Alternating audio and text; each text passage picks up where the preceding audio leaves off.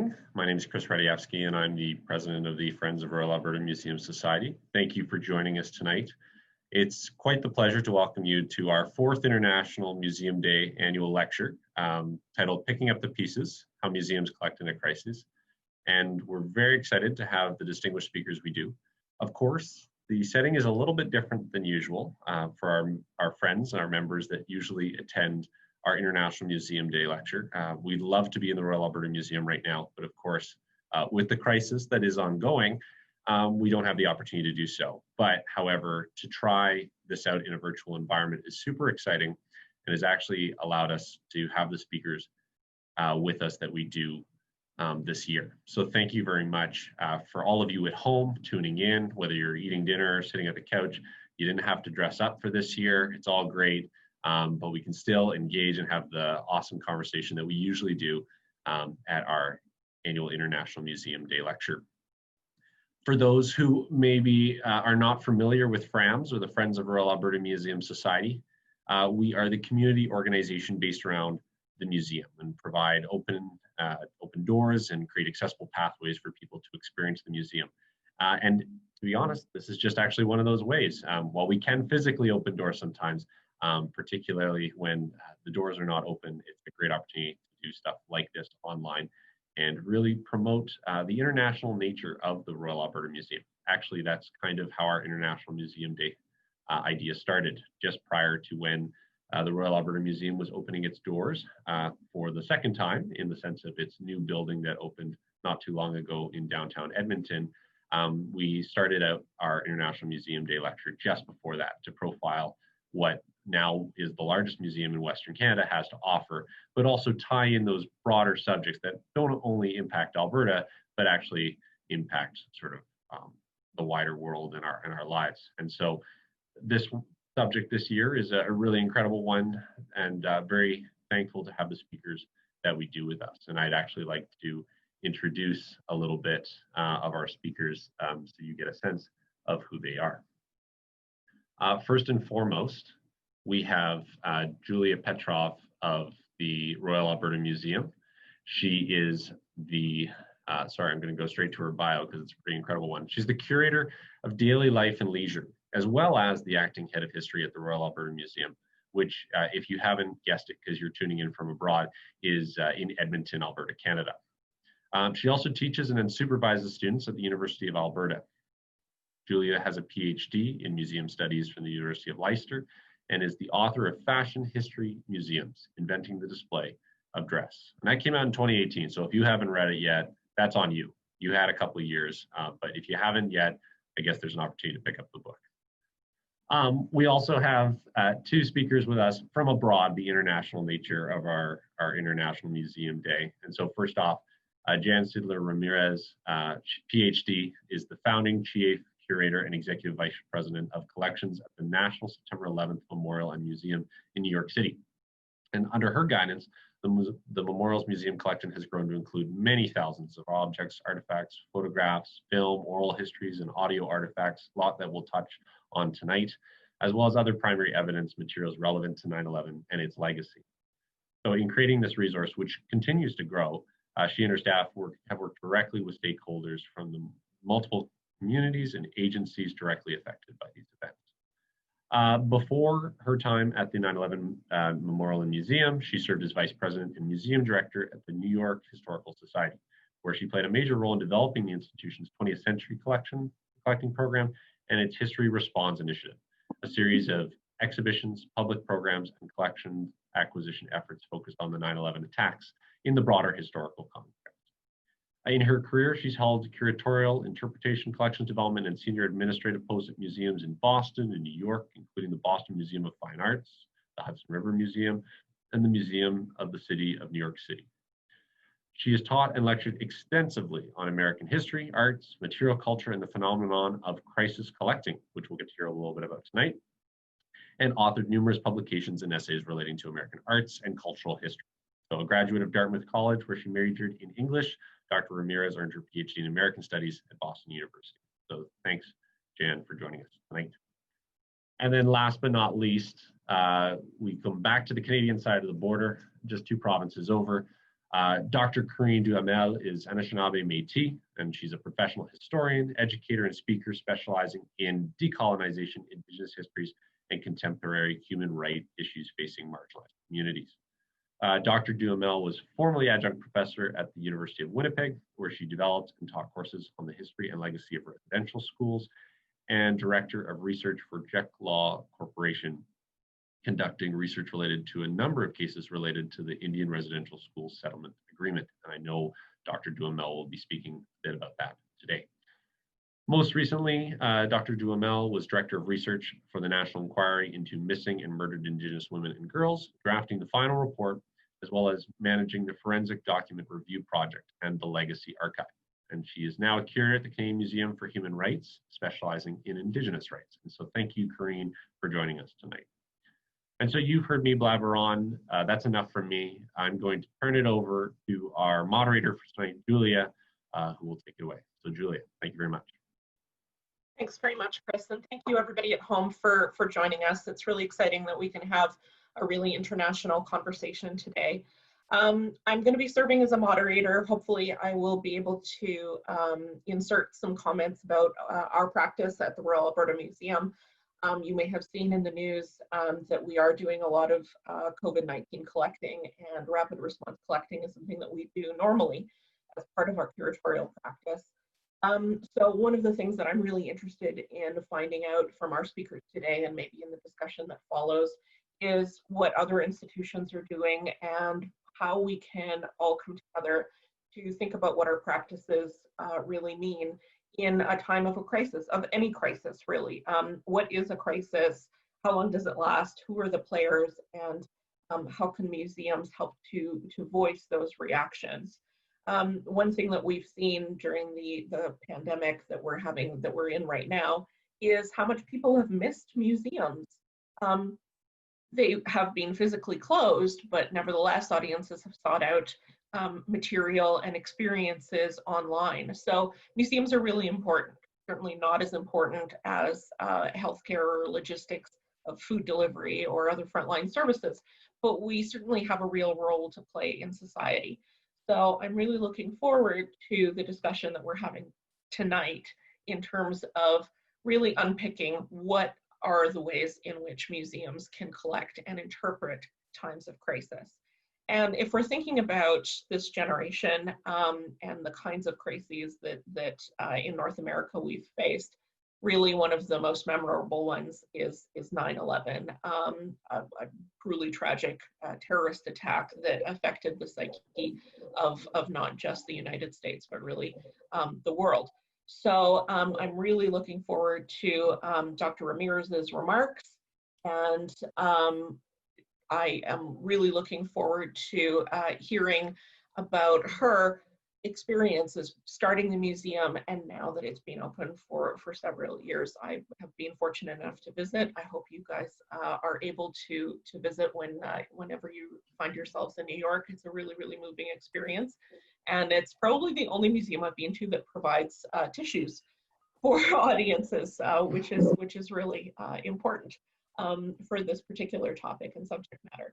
So as a moderator, I'm going to have some prepared questions, but I'm also happy to go through the Q&A. So underneath on your screens, you're going to see a number of different options, and there's a Q&A option.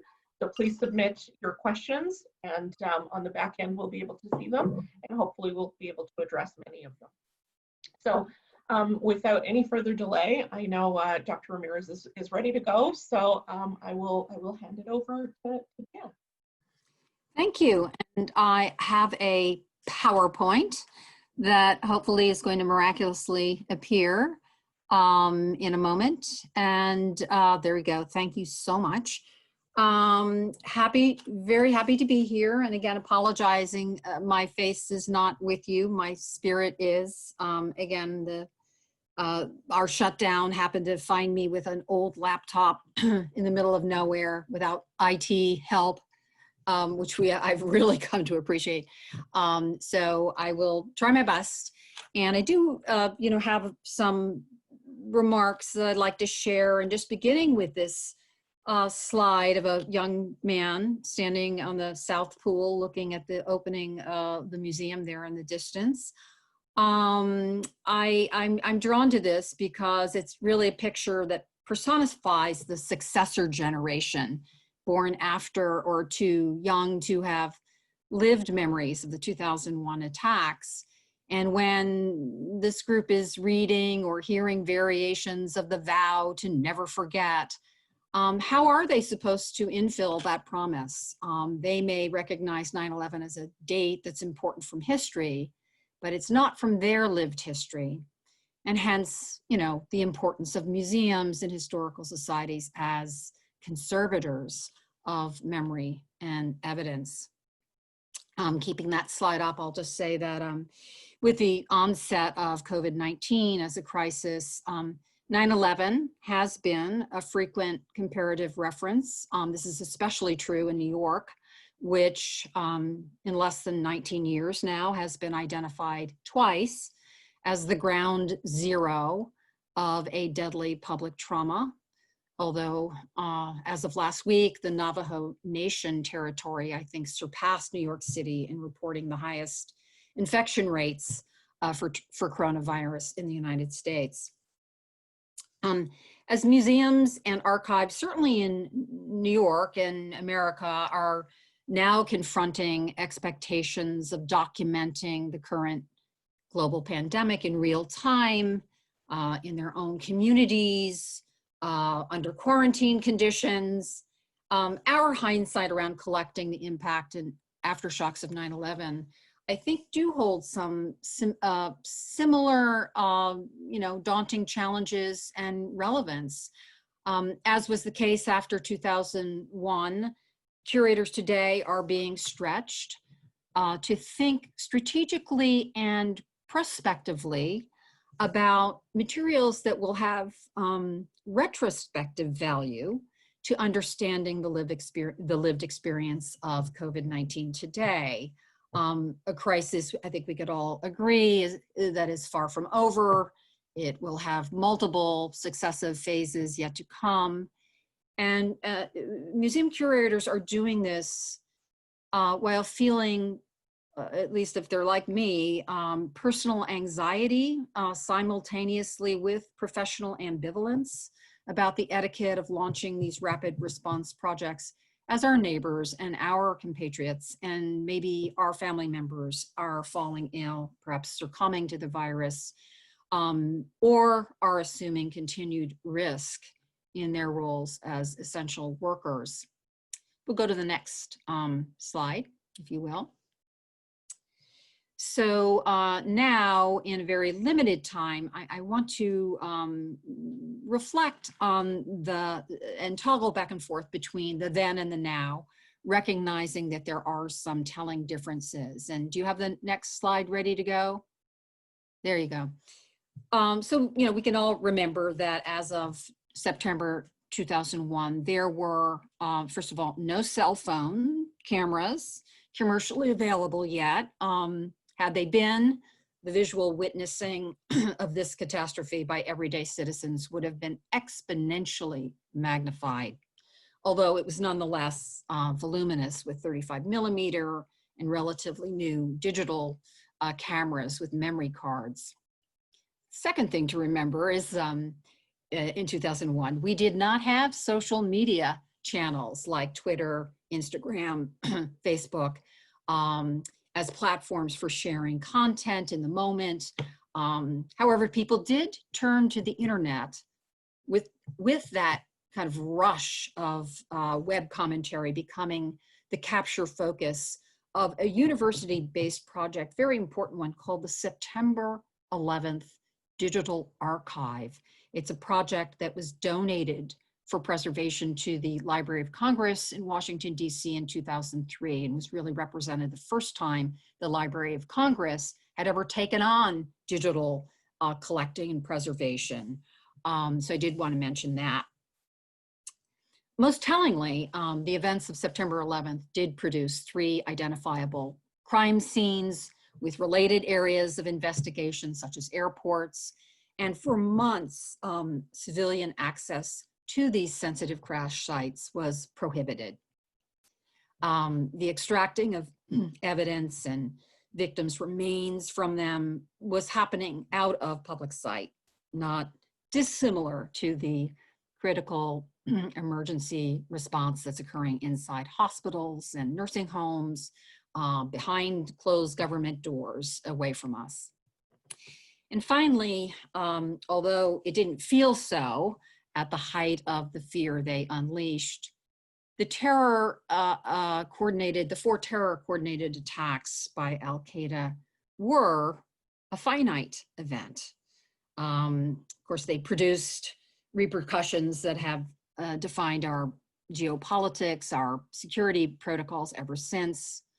The scourge of terrorism, unfortunately, persists, but it is not an invisible threat, and it is not one spread by pathogens. So I wanted to make that point. We can go to the next slide. So most of the rapid response ventured by New York area museums in the weeks and months after 9/11 consequently were not focused on amassing physical evidence from that dreadful Tuesday, a day that epitomized, the inhumanity of a few inflicted on nearly 3,000 innocent people. Rather, that initiative focused on the phenomenon ushered in by September 12th, representing humankind's extraordinary capacity to cooperate, show compassion, be charitable and resourceful, and to stand in solidarity. And that is honestly the weight of meaning found in those resulting collections. It's the 9/12 legacy, we sometimes say, the 9/12 legacy of positive human agency in reaction to great tragedy, of the values binding, not polarizing us, which the 9/11 Memorial Museum tries very hard to manifest as a counterbalance to the harder hitting horror of the day. One prominent initiative focused specifically on preserving tribute offerings left at the many street shrines and grassroots memorials that had taken root around the city and at regional commuting hubs. This wasn't taken by us to disrupt or to cap civic healing, but really was responding to the appeal arriving from city authorities and transit operators and private property owners when public safety was becoming a big concern. And when downtown security barriers had started to recede and move closer to ground zero, therefore leaving the memorials kind of marooned from their fencing. In an epiphany moment, if you will, it seems like these officials came to the museum workers as answered prayers to a looming public relations crisis, because, the waters parted when we arrived on the scene to begin to carefully, tenderly remove these items for posterity, wearing, I might add, our lab coats, our pristine gloves, which at the time were white, importing archival boxes. The problems, frankly, arose later, back at the ranch, so to speak, when our registrars and conservators quite rightly asked for the accompanying gift paperwork for clarity about intellectual property rights, asking who was going to be tasked with condition reporting this ocean of adopted material, some of it coming in with candle wax drippings and mold on it. This I will simply say is a webinar for another time, but I will suffice it to say now that really the rupture of 9/11 required the suspension of usual acquisition procedures. Our curatorial mantra became pounce first, apologize later. So our next slide, please. So I'm going to shift gears now to stress a very important learned lesson from 9/11 from my time in those sort of collecting trenches. And that is when confronted with a societal trauma that feels big and feels emotional and is complicated and promises to be long, Don't be an island as an institution. Join an archipelago if you can. As a museum professional, do not think you can go it alone. Your personal reserves will quickly drain, and the budgets normally earmarked for collecting, processing, and care will also be emptied rapidly. There is a long runway for collecting around COVID-19 with no prizes awarded to front runners. I just need to stress that. What was safeguarded from the 2001 events really owes a significant debt to the efforts of a coalition of museums and historical societies, which agreed to set aside their competitive habits, and yes, we were competitive with one another, to more effectively and loudly advocate as a block voice for the cause of preserving objects evocative of the attacks and of the recovery operations. Initially, this collaboration involved 14 or 15 institutions from the Northeast. It narrowed to 8 or so committed to the long game by continued investment of staff resources, provision of storage space, and logistical and political support offered by their respective boards and parent agencies. Those in charge of the investigations and recovery operations, quite frankly, had no time for entertaining overtures from different collecting entities. They weren't interested.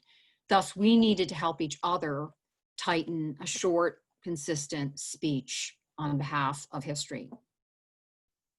As a cohort that brought different disciplines and strategies to our mission, we honestly made better decisions collectively. More importantly, we propped each other up. If one team's stamina flagged, there was another one there to refuel them. I will stress it was not a perfect democracy, but it was really an effective one. Here on the slide, you see several delegates from the smaller working group of museum professionals, including yours truly, at left in probably the world's most hideous leggings, at the Fresh Kills landfill operations on Staten Island, where the World Trade Center wreckage had been transported for painstaking sifting and identification by FBI and other agencies, with museums eventually permitted to claim relics. Most of those relics were visibly traumatized from their intersection with the vortex of the attacks, and the relics released to us fell outside the parameters of official classified retention. The next slide, please.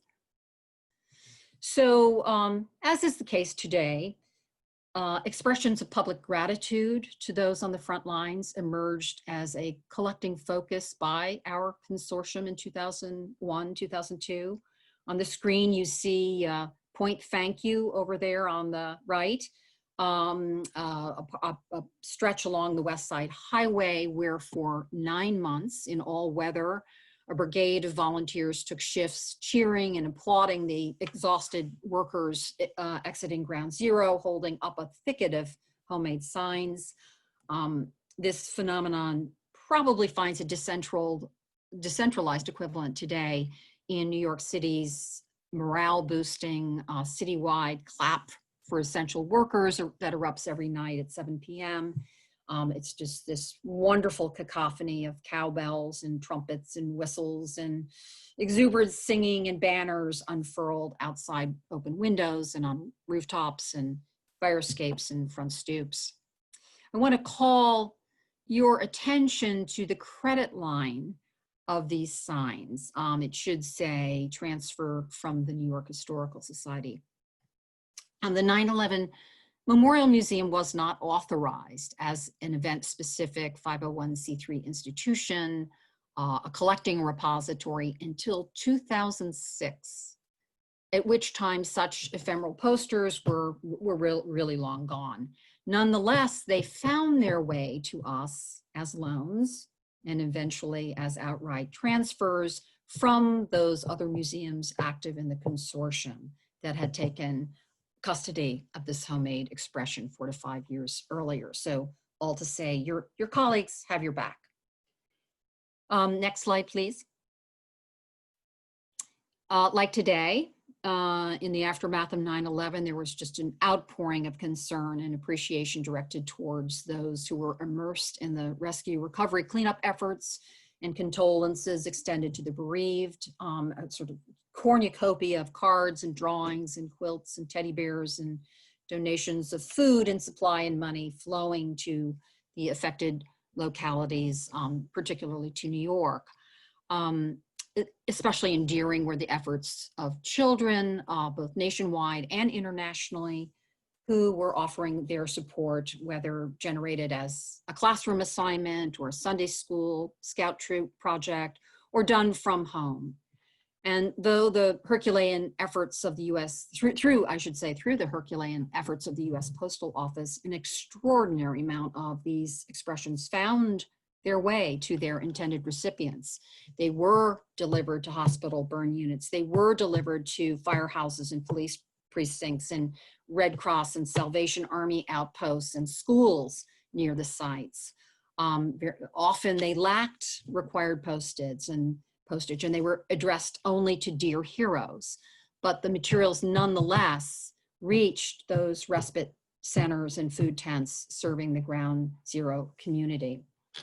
At 9/11, at the 9/11 Museum, we have come to learn how meaningful these gestures were to their beneficiaries. In oral histories, ground zero workers often speak very movingly about hitting the wall of their capacity to endure yet another hour on the pile, pausing briefly in a hospitality tent before they were going to quit the site for good, and then spotting or reading a note from a child with a rainbow, a thumbs up, a smiling sun. And it was these innocent, optimistic, sweet, misspelled expressions that recharged them to resume their grueling tasks. You know, today we don't want to interrupt this pipeline of goodwill from reaching its frontline audience, even if they don't have time to read or acknowledge these gestures now. I guarantee many will be saved, as the Red Cross happened to save the ones they had received and eventually passed along to the new 9/11 Museum. And next slide. So right now, essential workers are immersed in the thick of this public health crisis. Once they've recuperated, once they've taken time to gather their thoughts, their stories will obviously be very important to capture for history. When we launched the 9/11 Museum project in 2006, many people warned us that the ground zero community was talked out. They wouldn't want to revisit their ordeals. On the contrary, we found that most hadn't begun to even assemble the vocabulary yet to describe their experiences because they hadn't processed those experiences yet. Once they did take the time and they did feel ready, they seemed relieved to entrust their testimonies to museum stewardship, often bringing along artifacts to animate their stories, sometimes artifacts we hadn't predicted. Julia, I think it was you who said take in an object, take in a story. In our case, it was more take in a story, take in an object. But nonetheless, some of these were fascinating. I've just pulled out three. One example at the center, a plastic surgeon's improvised hard hat. This was a man who'd spent the morning of the attacks at an uptown hospital, anticipating treating hundreds of injured who never arrived. He then excused himself to make his way downtown to put his training to work. And once on the edge of the disaster, he realized that he had no legible way of identifying his medical skills in the sort of the dust and the din of the site. So necessity required invention. He spotted someone handing out hard hats. He grabbed one, and then he found someone else who produced the holy grail in the form of a roll of red duct tape. And, you know, suddenly he had a way of improvising a red cross on that hard hat. On the right, a conversation with a stoic police detective who'd spent months digging through the rubble, to find his missing colleagues. He spoke of the rush of tears and adrenaline he experienced as he pulled on a pair of replacement work gloves and noticed that their providers had taken time to pen thank you notes on the palms where he would see them. And finally, on the far left, a Salvation Army volunteer who'd serviced the largest food canteen on site. We found she was not inclined to talk about the logistics of feeding thousands of people around the clock. Instead, she sort of lapsed into a soliloquy about the ID lanyard she was wearing, describing the pins and the mask cards amassed to them as precious jewels of friendship that she had developed with her fellow volunteers and the recovery workers she comforted. So the next slide, please. So much attention today is being paid to the keeping of so-called plague diaries, personal journals and day books, which can offer impressions of how our daily lives and social habits have undergone progressive change, of what we learned when about this spreading virus and its impact, of the decisions being made at the local, county, state levels of government, which are going to require further adjustments, and even of the adoption of a new lexicon. I mean, words like social distancing and contact tracing and Zooming. In retrospect, the transition of everyday concerns between September 10th and September 12th in 2001 seem profound. You know, unlike the eternal unfolding of this pandemic, the blunt force of the terror attacks was mostly over in the course of a single morning in 102 minutes, frankly, in New York City, although the consequences developed into a chronic national condition. That said, I find it still riveting and revealing to return to personal diaries and work calendars kept from September 2001. Most were kept paper-based, some were kept electronically. I'm sharing two examples with you from our collection of very different authorship. At left, a journal kept by a 12-year-old middle schooler who lived about 3 blocks from the World Trade Center. And in it, she chronicles her firsthand journey navigating the fallout of 9/11 while residing in the frozen zone and struggling with PTSD, which would cloud her life through adolescence. And on the right, you see the 3-ringed vinyl binder containing the Tuesday 11th briefing schedule for Mayor Rudolph Giuliani. It was jam-packed with meetings on top of his plans to vote in the city's primary election, which was being held that day, and giving an opening talk that evening at a gala for the New York City Opera. The only scheduled event in that book that he ended up meeting was a Midtown breakfast meeting, and that's where he actually heard that a plane had crashed into the World Trade Center and everything changed. The next slide, please. On their own time frame and independently from museums, artists are first responders. They will respond to the current crisis as they did in the wake of 9/11. On the screen, you see discarded face masks and work gloves scavenged on the streets outside the downtown studio of an artist named Janet Nolan, who decided to retrieve them and resage them as relics of the helper saints and create reliquaries for them. I mean, creativity's incubator exists in a time zone that is free of hours and free of date measurements. And so artists will do what artists will do. The next slide, please. Another thought about time.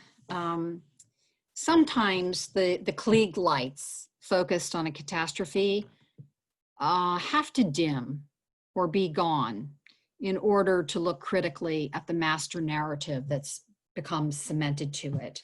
It's then, I think, that we can better see the underrepresented, the marginalized, or the outright missing protagonists from that story. based on media coverage that I'm reading about the pandemic in the urban Northeast, I'll go out on a limb and say that I think there is a heightened sensitivity today to inclusivity, calling out the contributions and in precarious situations of bodega workers and bike delivery messengers and bus drivers and back kitchen staff in their roles as essential personnel. There are also many articles focusing on the disparities of contagion between the poor and the homeless and those without social distancing options and versus those of us who are able to work safely from home. It is a privilege, if not a preference. As we were drafting the early script for the 9/11 Core History exhibition, I remember feeling startled when I encountered these two life-size Polaroid portraits dating from the fall of 2002 by Time Life photographer Joe McNally. They were part of a larger series of about 260 portraits of Ground Zero workers that he took in a studio near Ground Zero. Because as I looked at these two portraits, which have subsequently come into our collection, they're hiding in plain sight were two categories of these missing actors. There were at left female uniformed first responders. We know that 3 perished in the line of duty on 9/11, but in the abridged telling of who raced into peril, who stayed to sift through the mountainous rubble, the contributions of women on the scene, especially women firefighters, frankly, had been all but erased. In 2002, the fire department employed a force of 8,600 active duty members, of whom there were only 55 women. So they were a striking minority presence, but they were no less skilled, no less prepared to run into danger and no less there. And then at the right, while skilled trade workers and construction personnel had received accolades for the gargantuan effort of cleaning up Ground Zero, all but discounted were the low-paid hazmat cleaning crews dispatched to rid downtown offices and stores and residences of caustic dust. Many were undocumented, and therefore they also fell outside the support networks offered to their credentialed counterparts. So with COVID-19, we are going to see people who got left out. Next slide, please. And the good news is this is the second to last. This pandemic crisis is propagating runner roots, just as 9/11 did. They don't say it's post-traumatic stress disorder for nothing. Post is an important word here.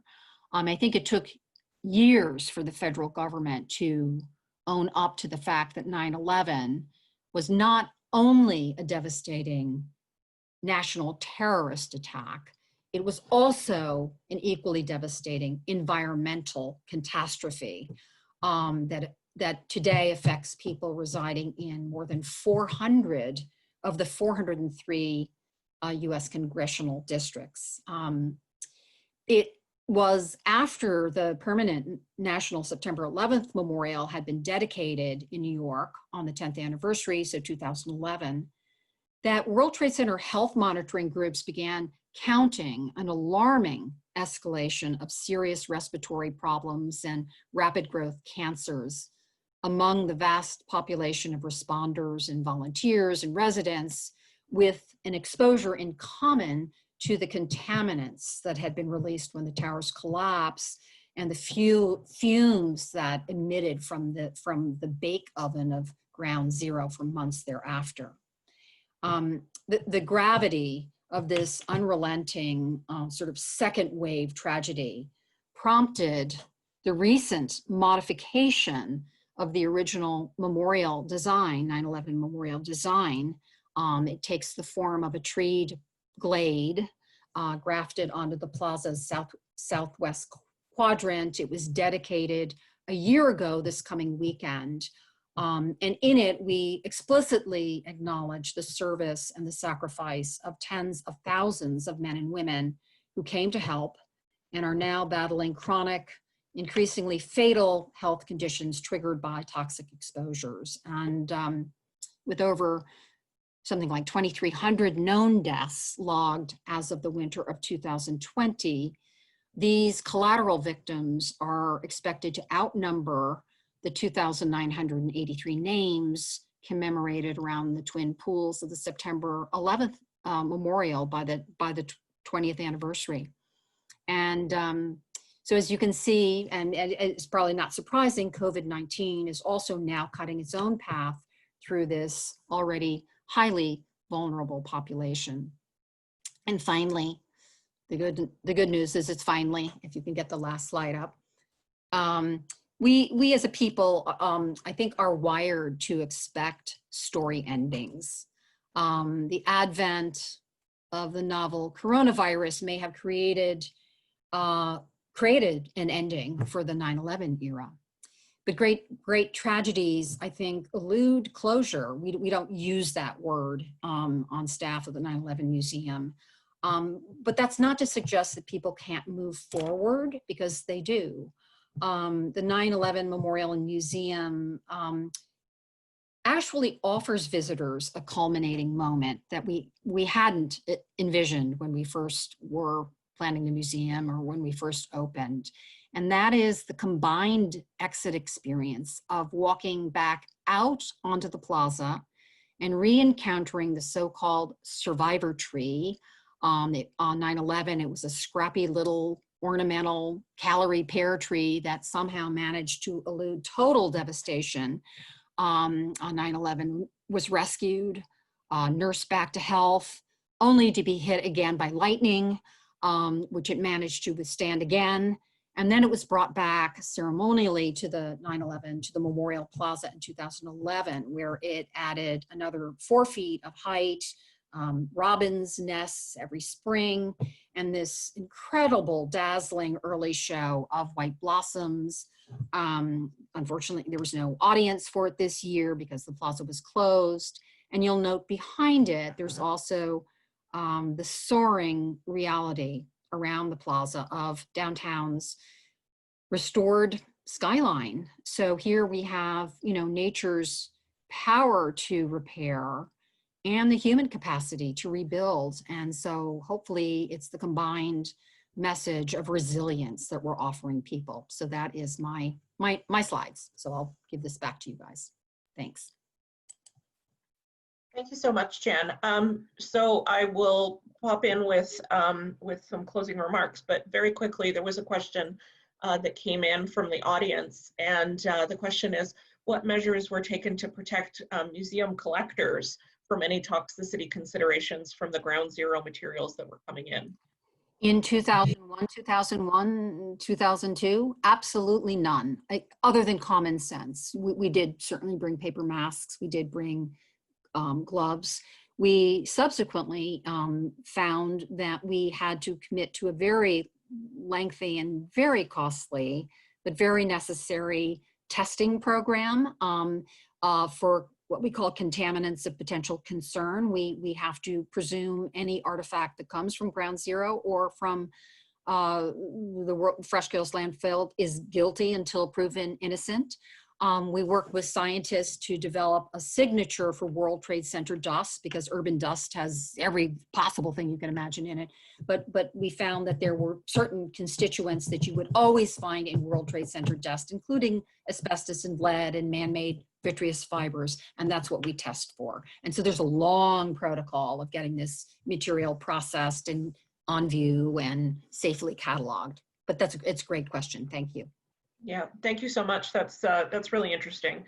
And of course, one of the other things to consider when curating in a crisis is the psychological trauma, and you spoke very eloquently to that as well.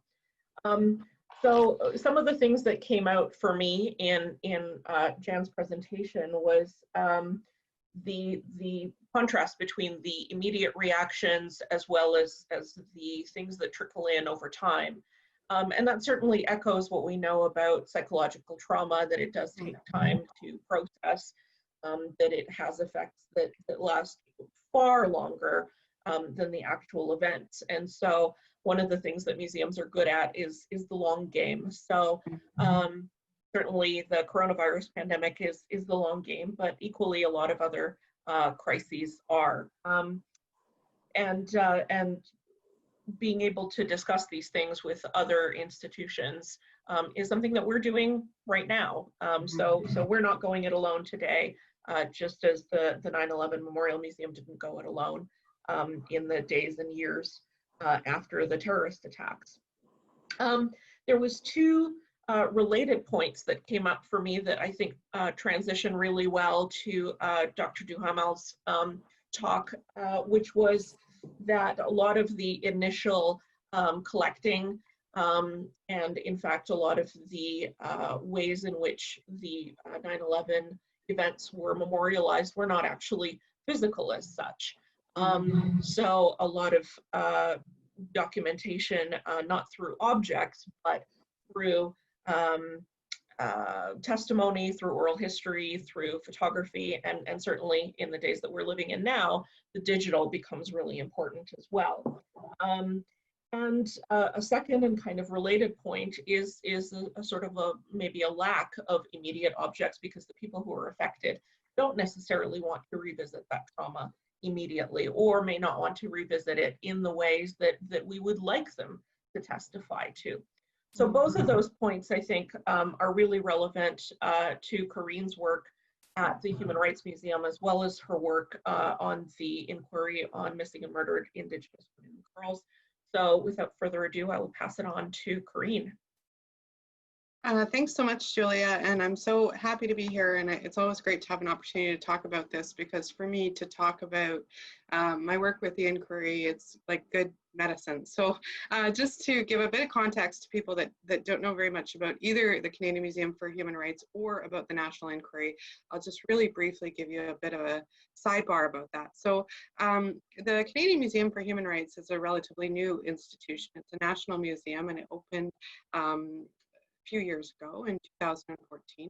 It does not have a standing collection, and we're not really a collecting institution as such in the traditional sense of the word. What we really deal with are historical preambles to current human rights challenges and events. And so we try to tell the stories associated with both the violation of rights and the defense of rights in Canada and abroad. And so for this reason, there's a lot of dynamism to what we do. And our collection really is the experiences of people who are living either in these moments or reflecting upon these moments of what we might define as crisis. The other thing that I want to note, and the other thing that I worked on that I'll be talking about, is the National Inquiry into Missing and Murdered Indigenous Women and Girls, which launched in Canada in late 2017 in earnest. It was an inquiry that families had been advocating for decades. And so while the Truth and Reconciliation Commission of Canada did make a call for the inquiry, it really was family driven. And I think that's important to note. It's a historical inquiry, it's a historic inquiry, sorry, because it wasn't just one national inquiry. It was actually 14 concurrent inquiries running at the same time, which allowed for us to travel, subpoena evidence from different jurisdictions, and do a bit more of multi-layered work. The specific thing that I'm going to talk about and show you some images of, so you don't just have to look at me the whole time in reference to the inquiry, is some of the amazing artwork that was submitted by family members, by survivors that form part of our legacy archive. So that's a bit of the context, the Cliff Notes version of the institutions that I'll be talking about and the processes that I'll be talking about. But to start, I just wanted to talk a little bit about this idea of crisis. I've been thinking a lot about crisis in the context of COVID-19, and it's something that we thought a lot about during the National Inquiry and that we continue to think about in the museum. Crisis tends to suggest for most people a time of really intense difficulty or danger, or a time when there's really difficult decisions to be made. This is how I think that we as a society, as people, mostly understand crisis. It suggests that crisis, in a lot of cases, people see crisis as a time-limited event, that societies don't necessarily remain in crisis, and that there's a spectrum along which crisis exists. So we tend to define a crisis by a limited single event or a series of events that happen within a pretty short period of time, or else as the immediate consequence of a really difficult time. And so crisis is sort of seen as a bit of a spike. And because of the nature of crisis and how we view it, we tend to take off in a really reactionary approach to it. So in other words, we think about what can we do right now for the most immediate impact, or how can we navigate our way out of this? What are the measures that we can take? We've seen this in the context of the government and sort of societal response to COVID-19 in terms of like hand washing, social distancing, closing down non-essential businesses, a reduction in services. But as many people have pointed out, this will not be our last public health crisis. And the aftermath of COVID, as many are seeing, may actually become somewhat of the new normal. And so this is really why the issue of defining something as a crisis, where people anticipate that everything will return back to normal, to the baseline that existed before, can be really problematic. And so within the National Inquiry, we were working with families and with survivors that were often described by others, by media, as people in crisis or as communities in crisis. But what we really heard from the families was that the crisis of missing and murdered Indigenous women and girls, of sisters, of mothers, of best friends being targeted by violence was actually a crisis that had been acute since the dawn of colonization. What people believed, or what they shared with us, was that communities and families were not in crisis in the sense of a spike in their own view, but that really they had in many cases normalized this reality. This was the baseline, right? This level of violence and of targeting was for many people what they saw as the baseline of existence, the reality of everyday life. And so in other words, the crisis wasn't for them any more or less serious than it had been for the past several hundred years. It was in fact the reality of the daily fabric of their lives. And the violence was indicative of a much broader crisis, which was really a breakdown in relationships and in human connection. So I always hesitate to talk about things as a crisis, because I think for me, they're really just different eras, time periods, or a readjustment to a new normal, as we're likely to see within the aftermath of the moment that we live in. And so collecting in times of crisis is actually about understanding, for me, the readjustment that's taking place in society and how we are working to create a new baseline or a new normal. As it relates to things that we're dealing with today, then, what is this pandemic changing for us in terms of human rights, in terms of civil liberties? And what kinds of things is it revealing about economic disparity, about the importance of unpaid and domestic labor, about the value of healthcare and education in society? And I think as I saw it in the National Inquiry and as I see it at the Canadian Museum for Human Rights, the questions actually then become about what is the value of human connection and how does that change during these important historical moments of readjustment or of looking for a new normal. This kind of leads to questions about how institutions should respond. And some institutions have a rapid response approach, or they work to commission contemporary responses to historical crises that impact community. But we also know, and as Julia pointed out, and as Jan talked about, that trauma and dealing with trauma can take a much longer time to unfold. In the case of the National Inquiry and with families and survivors of violence, for instance, much of the trauma that we were seeing was multi-generational.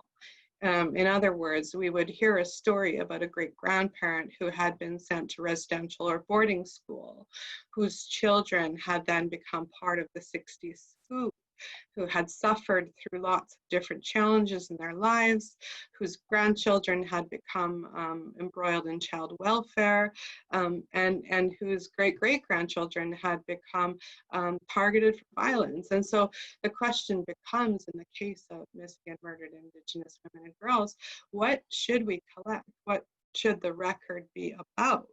And how, why, and to what end? And so do the things that we collect in times of perceived crisis, can they tell a different story? And what story is that? I'm going to start sharing some slides right now just to take you through my discussion about the Legacy Archive. But as I get that ready, I want to say that the Legacy Archive was really a historic initiative. We saw at the National Inquiry, and in many communities, we see art as a really powerful tool for commemoration. Public commemorations through art can help bring forward personal stories of colonial violence. Art as commemoration bears witness to injustice. It recognizes the human dignity of victims and survivors, and it calls institutions, structures, and systems to account. So for the first time in the history of inquiries and commissions, the National Inquiry into Missing and Murdered Indigenous Women and Girls accepted artistic expressions as a form of truth sharing. And so somebody could come and they could testify in a public hearing, or they could contribute a public statement, but they could also donate an artistic expression. And so through this process, as part of the truth gathering process, as evidence, we received over 800 artistic expressions from survivors, family members, and allies. And so together they form the Legacy Archive, which is an archive that really seeks to affirm that while archives have traditionally erased Indigenous people and their perspectives, we can also use them as tools to heal. So, sorry, I wanted to share some expressions about that we received from the archive, and just share some of the stories behind them. And so this memorial for MMIWG was a sculpture that was created by Marianne Granger, and all of the rocks that you can hopefully see on the ground there contain, some of them contain names of missing and murdered Indigenous women and girls, and there are the same number of rocks as there are at least officially documented cases. And so this was a really lovely piece that really looked to rehumanize Indigenous women and girls, and also just to assert that they matter, that we remember them. This piece of Red River Driftwood was submitted by someone else who talked about how she was walking by the Red River one day, and she came across this piece of driftwood, and it made her think about the women who have been found in or by the river, who have been targeted by violence. And she thought it was a really important piece as a commemoration of sort of place, and that the women were there and that they mattered.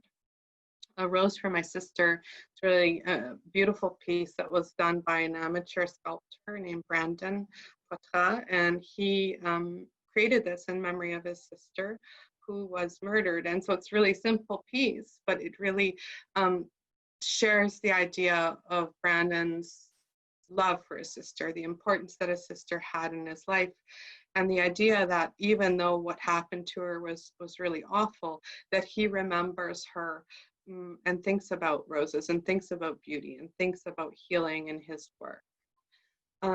This was another piece that we received that actually we put on the cover of our final report. This was submitted by Monica Rumbold, who's Nuna Tukavut, and she painted this piece to tell the story about her mother. And so in the artistic statement that accompanies this expression, she talked about the importance of her mother and her life. And so in this image, she is the small loon in the middle, and one of the larger loons is her mother and the other one is her brother.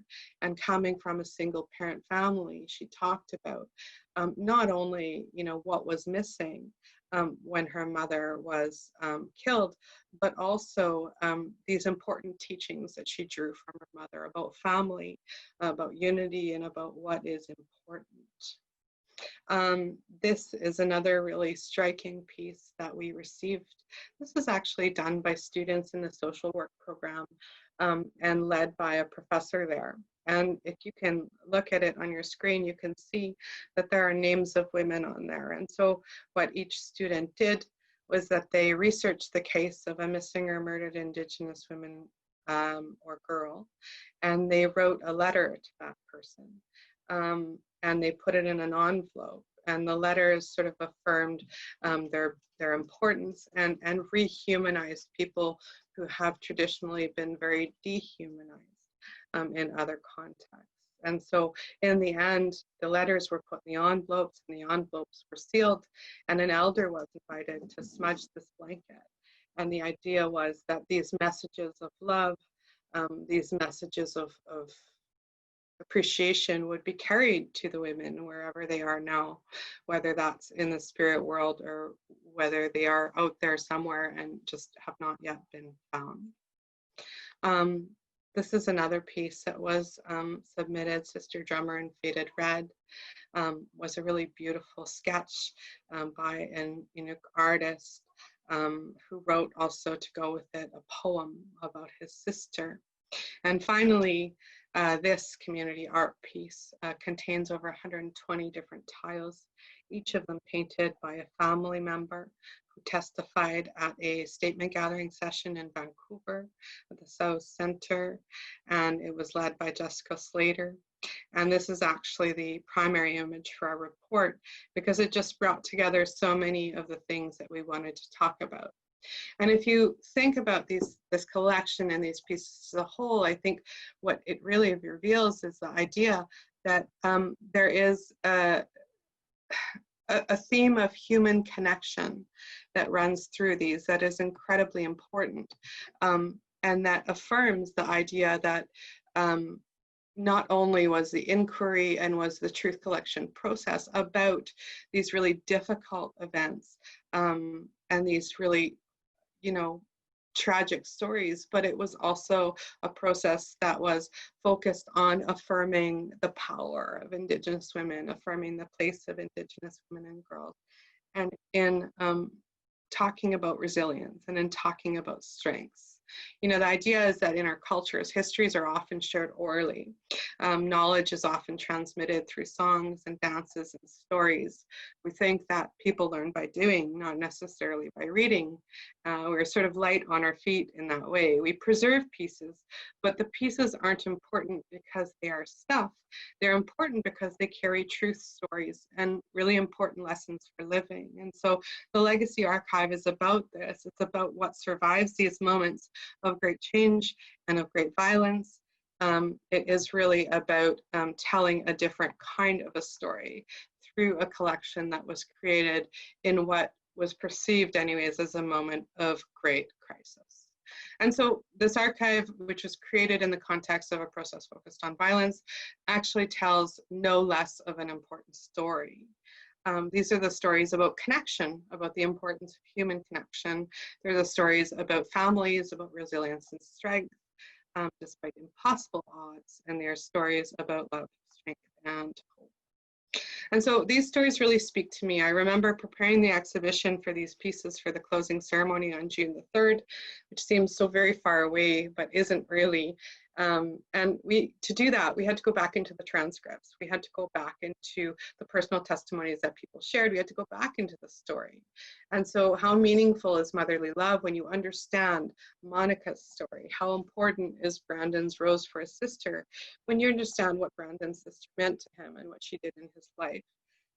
And so while some of these pieces do speak for themselves, none of them alone tells the entire story. And I think that's what's really beautiful. These are like a quilt, and when taken together, they do help tell a fuller story about our communities.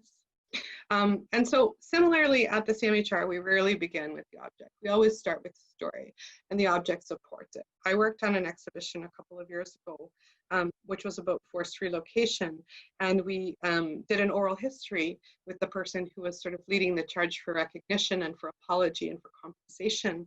And he showed up at the museum. I'll never forget it. He showed up at the museum that day with a backpack full of artifacts that he wanted to share with me. And so I'm just going to pull up a quick picture of him here. And so David Serkoak came to the museum and he said, I don't want for you to get artifacts from another institution. I want you to consider what I've brought in my backpack. And so he pulled out a toy kayak. And this was a kayak that he had found when he went back to the site from which his community had been relocated. which was a really incredible story. And so the kayak itself was a beautiful piece. It was old and it was obviously really well cared for, but it was also amazing in the story of it.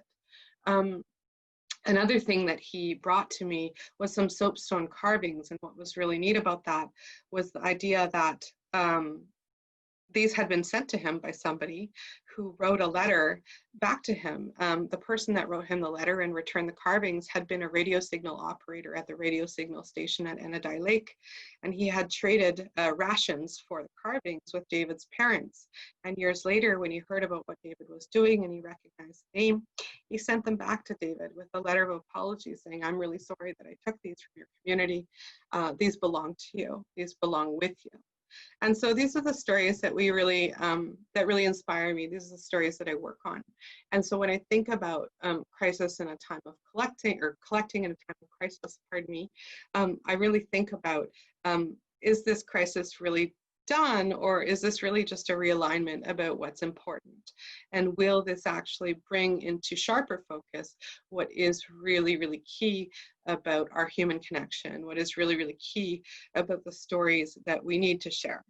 And so I know that we are a bit short on time, and so I will end on that so that people have a chance to ask some questions. But again, thank you so very much for the opportunity to talk to you about these things. And I look forward to any questions. Thank you so much, Karine. One of the things that has come out for me from your talk is about the importance of art as a reflective process, not only for the artists, but also for the people that are looking at it. And one of the profound things for the inquiry was the fact that so many of these women, so many of these bodies are missing. And I think that's certainly also something that translates to the 9/11 experience, and that, you know, there's no closure, right? So that the art can provide a sense of closure because it creates something in that gap, in that place of loss. And certainly that's something that we have tried to couch in our galleries as well, particularly for historical events where there isn't necessarily a lot of objects, or where the historical events have created a loss. So for example, we have a display about the many diseases that ravaged Indigenous communities in Alberta during the initial settler period, particularly in the fur trade. And so the museum commissioned some beautiful beaded pieces by an Indigenous artist, which are kind of blown up versions of the microbes. So using this traditional art form, beading, but reflecting on what these invisible microbes meant to the community, which many of which were wiped out. And that's certainly not something that we're thankfully seeing yet in terms of wiped out communities, but there's a resonance to contemporary events today. And I really liked what you said about the fact that crisis often is interpreted as we will return back to normal, but actually there is a new normal that happens. And so I was provoked into thinking about, well, maybe the place of museums then is about interpreting what made this event or this series of events a crisis, because looking back from our position of the new normal, we can't understand what a normal was. And Jan started out by reflecting about a generation of people born after 9/11 who didn't necessarily experience that. And similarly, for things like us Canadians living in a colonialist regime, we don't know what it was like for the First Peoples to experience that upheaval. So some of the interpretation that we have to do has to do with taking people back to that feeling, and certainly art and oral histories can really help us to do that. I think what also came out for me from both of your talks, Jan and Karine, is human connection. Human connection that comes out in times of crisis, and also the human connection that people who experience those crises within a museum have to those events and to those people. So we have a wonderful comment in the Q&A saying, just hearing your story and seeing the art, I was brought to tears. As a curator of crisis, how do you manage to control your own emotions through your collections?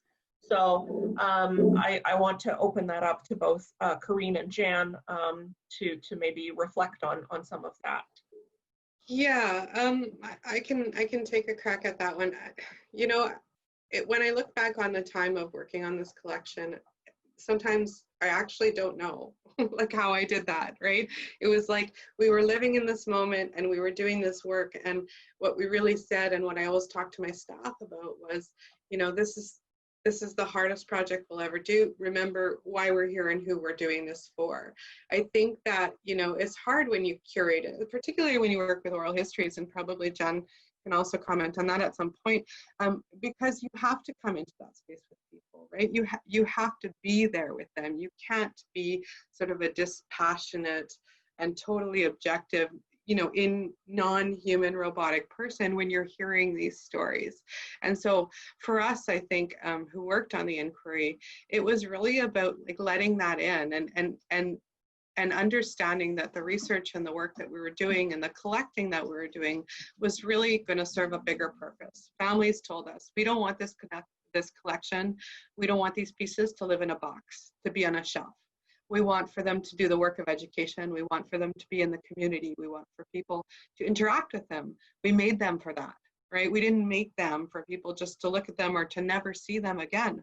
We made them for them to do the work. And so for us, I think it was always about, you know, managing ourselves is actually about keeping an eye on what we were actually doing it for and who we were doing it for.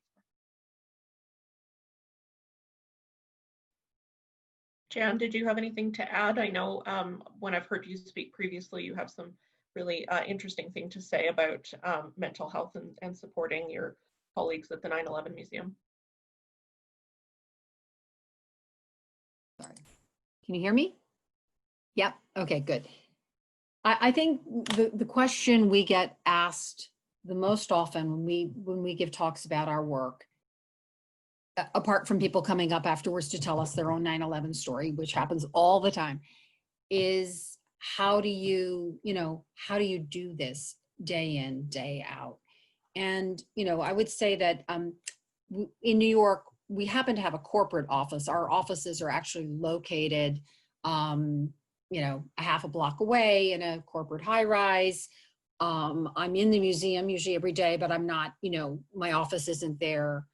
There are times when I walk through first thing in the morning before the public has come in, and it never fails to knock me off my feet. I mean, in a way, I would worry if it didn't. And I don't think I could do it every day if I worked there, honestly, because sometimes it's just too powerful.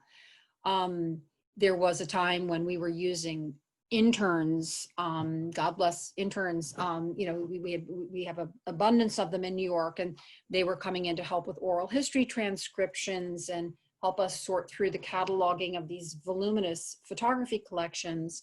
And one young lady came to me and she said, you know, I think I'm going to take a break because when I close my eyes at night, I see planes exploding into the buildings inside my eyes, you know. And we'd sort of, it wasn't that we were so hardened about it. It was just, this is what we do. We support each other. We have a way of a language system.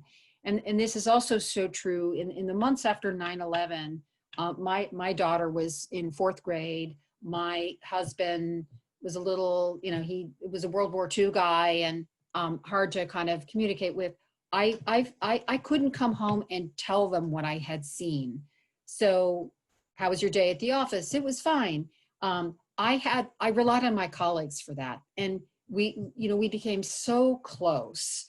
And this consortium, some of my closest friends are actually from that era.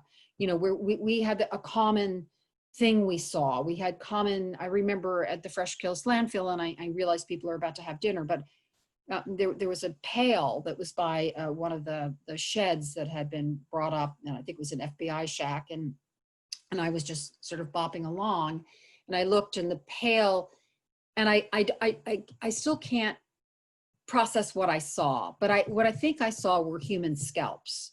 I may have seen hair pieces. I'm not quite sure what it was. And it haunted me for years. I didn't know how to process it. And I do think museums as a profession, whereas I think our colleagues are kind of incredible. They really do buttress us up. I think it's about a lot more than yoga and a lot more than Chardonnay, although I'm a huge believer in Chardonnay. I mean, I don't think our governance really understands what we take on when we do this.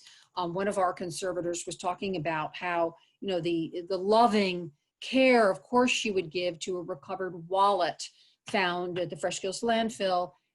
We have an exhibition open right now that no one, of course, is seeing about the hunt for bin Laden, and she was being asked to give that same quality of care as she handled bin Laden's wristwatch. You know, and it was just sort of like, how do you handle something with that reverence of care when you work at the 9/11 museum and you're dealing suddenly with an object from the perpetrator?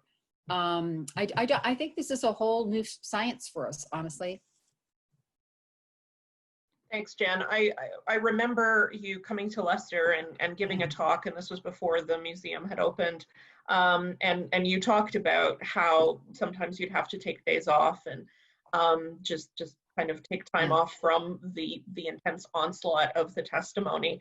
And I was really struck how then, shortly thereafter, after saying that, you changed slides, and suddenly, without any warning to us, you played one of the voicemails. Yeah. And that really, I still remember that because it showed me how that had become normal for you. Yeah. That certain things were shocking, but then other things were sort of run of the mill. And I'm sure that for anyone involved with the Missing and Murdered Indigenous Women and Girls panel, as well as the TRC testimony gathering projects, that just that in itself, listening and bearing witness is really hard emotional work, and is a kind of trauma as well, and lures you in to that event much more than a kind of the dispassionate history that I think a lot of people imagine museum work to be, and often it is. But particularly for times of crisis and trauma, it isn't. So I am conscious of time. We have one unanswered question, so I just want to put that out to both of you. The question is, could the speakers talk about ideas for curating a neighborhood COVID museum? I think that's a really interesting question because it brings up ideas of community. So yeah, if you guys could jump in. I think it's fantastic. First of all, I love the idea because I do think, you know, unlike 9/11, which had such a very potent geography that was so defined, COVID is everywhere. It's affecting all communities differently and the same. And I think a community neighborhood museum is exactly the way to go. And I wouldn't, you know, get caught up in worrying about your graphics and your, you know, the sophistication of your exhibitry. I think there's just something so heartfelt and so exciting collectively when a neighborhood comes around and wants to do this. Those are the best museums. One of the things I hate as an American museum professional, and I don't know if it's true in Canada, this whole reverence given to best practices. I think what happens with best practices is you get hundreds of museums that end up looking like each other. They have the same display cases. They've got the same, you know, kind of tricks up their space. I long for the day of coming in and seeing, you know, these kind of fusty, musty, wonderful cases and the handwritten labels and the whole thing. I love that. Anyway, I have no prescription for how to do a neighborhood museum. I think it is absolutely the right move. Thank you, Karine. Yeah, I wouldn't add very much to that, except for saying that, you know, every neighborhood and every experience will be different. But I would think that, you know, some of the things that might be interesting in the future, if you think about it sort of retrospectively, but in the now, might be the ways in which COVID has changed your life, right? For me, I have 2 kids at home. So one of the big things for me that's changed is I'm now homeschooling and I'm working. The other thing that's really been interesting is my neighborhood in Winnipeg, and lots of neighborhoods have been doing like window galleries. And so the kids make art and you put them on the windows, and then when people are doing their social distancing walks or wandering around, you get to see all this like really cool and interesting artwork. I have a neighbor with a toilet in the front yard, and there's like a sign on it, but I haven't gotten a chance to go read the sign. I have another neighbor whose children have done like this beautiful stained glass sort of tribute to healthcare providers. So there's some really interesting things going on that people have that are probably occurring in your neighborhood, that are really, I think, interesting reflections that will be great later on to say, hey, you know, what changed for us during COVID-19? What were we missing? And I think the answer is going to be, we were missing each other. Mm-hmm. I happen to live in a kind of boring Upper East Side neighborhood in Manhattan that I never in a million years would have predicted as getting involved with this clap because we care at 7 p.m. And I think our neighborhood has now, like, it rocks it out. It's got to be one of the most incredible neighborhoods in New York, and people get very competitive of what they're doing. And it's kind of changed my whole attitude to the neighborhood I live in. You know, what before looked like a very staid and very well behaved, and, you know, neighborhood suddenly is full of people who are perfectly willing to hang out a window and play Frank Sinatra music and, you know, really let it belt out. And you're supposed to only clap for 2 minutes. And in my neighborhood, it goes on for sometimes it's a half an hour. It's just, it's phenomenal. I think Karine put it so well in terms of what we were missing was each other. Just to wrap up, I just want to remind everyone that really ultimately that's what museums are. They're gathering spaces for us to exchange those stories and to re-experience what it means to be human. And what is really heartening from the stories that Jan and Karine have shared and what we've seen during COVID-19 is how, yes, certainly there's lots of bad people in the world. There's lots of terrible things that go on every day, but nevertheless, in times of crisis, there's also these shining examples of how wonderful people can be and how people can come together. And so with that, I also want to remind our audience that the RAM is your neighborhood museum. If you consider the province a neighborhood, we're it. And certainly for Edmonton, we're your neighborhood museum as well. So please come and join us, and please support our FRAMS organization, who do so much to help us, from interns to providing free admission for disadvantaged individuals, to just publicizing and having events like this, which, you know, I've really enjoyed. It stretched my brain, and I hope it stretched yours. So I'm just going to throw it back to Chris Ratajewski for final remarks, and I want to thank Karine and Jan again.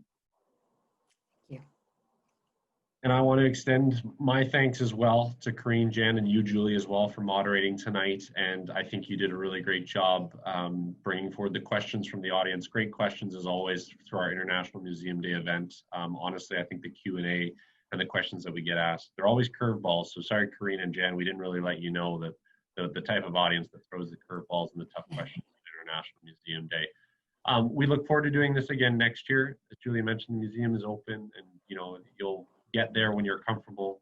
But if you really want to get involved or learn more about FRAMS, you can visit us at frams.ca. If you want to make a donation to support us and all we do and events like this, you can do that on the website, or you can join and be a member. And there's lots of perks with that, whether it's getting into the museum or participating in other events like this. Thank you very much for tuning in tonight. Thank you to our speakers again. It was a real pleasure, and I look forward to International Museum Day in 2021.